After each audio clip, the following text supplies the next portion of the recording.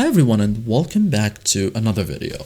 So if you want access to hit shows, movies and live content, Paramount Plus can be added as a channel subscription inside Prime Video. So everything stays in one place, one account and one bill. In this guide, I will show you step by step how to subscribe to Paramount Plus on Prime Video in 2026, simple and clear. So you have to know that it's available as Prime Video channel, usually includes a 7-day free trial via Prime Video, and subscription is built through Amazon. Okay, so first thing, open Prime Video, like launch the Prime Video app or website, log into your account to be ready to subscribe.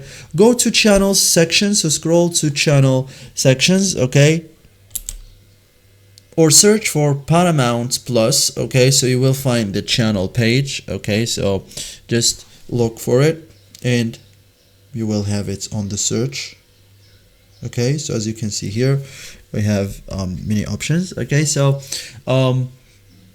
tap on Paramount Plus, you will see pricing, content and trial info. Start free trial or subscribe, so tap start free trial if available, or tap subscribe and confirm your choice. So confirm payment linked to your Amazon account.